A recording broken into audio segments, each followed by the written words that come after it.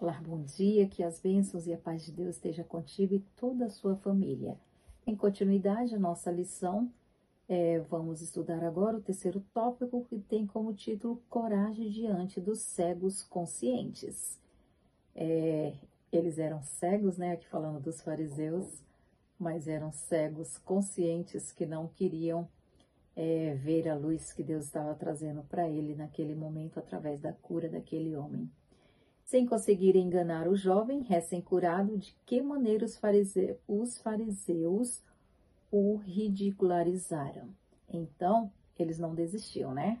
Buscavam várias formas para fazer o jovem deixar de crer em Jesus, deixar de proclamar aos outros a grande obra que Jesus tinha feito na vida deles.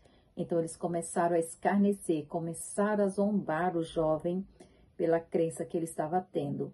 O texto diz que eles falaram assim: então o injuriaram e disseram: discípulo dele seja tu, nós, porém, somos discípulos de Moisés. Nós bem sabemos que Deus falou a Moisés, mas este não sabemos de onde é.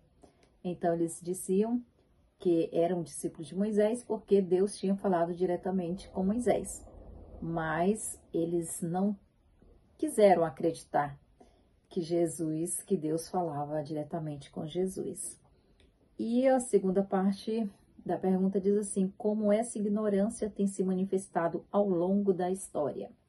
Assim como os líderes judeus não aceitaram Jesus, né, ridicularizaram daqueles que queriam seguir a ele, muitas pessoas hoje criticam a nossa fé, criticam a nossa igreja.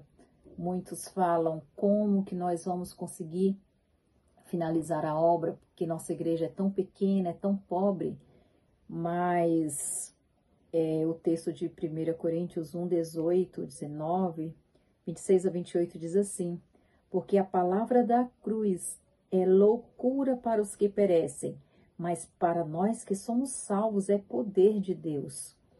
Porque está escrito: destruirei a sabedoria dos sábios e aniquilarei a inteligência dos inteligentes. Porque vede, irmãos, a vossa vocação, que não são muitos os sábios segundo a carne, nem muitos poderosos, nem muitos nobres que são chamados. Mas Deus escolheu as coisas loucas deste mundo para confundir as sábias. E Deus escolheu as coisas fracas deste mundo para confundir as fortes. Às vezes não entendemos, né? Como Deus trabalha, os planos de Deus. Mas Deus é muito sábio e faz as coisas acontecerem segundo a sua vontade. Deus tem uma verdade, uma obra especial para a sua igreja em cada geração. A verdade inacessível aos sábios e prudentes deste mundo é revelada aos simples e humildes. É que ela exige alto sacrifício, há batalhas a enfrentar e vitórias a conquistar. No início, seus defensores são poucos.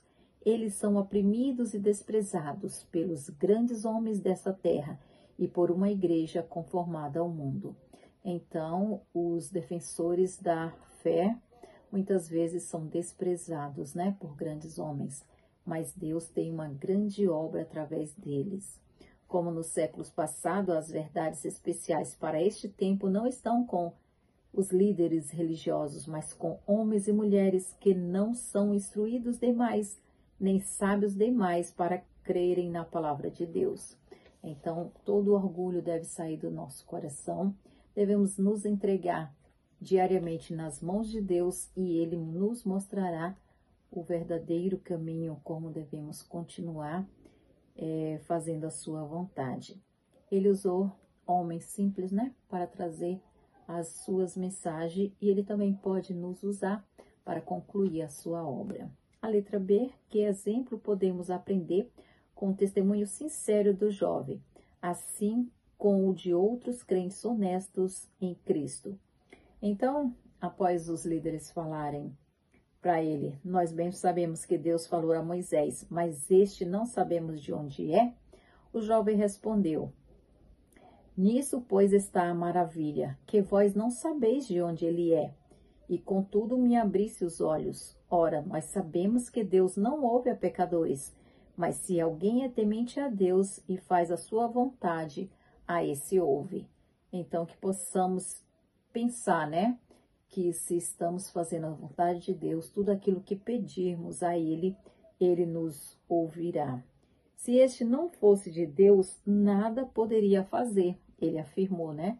Imagina, ele conseguiu recuperar a minha visão.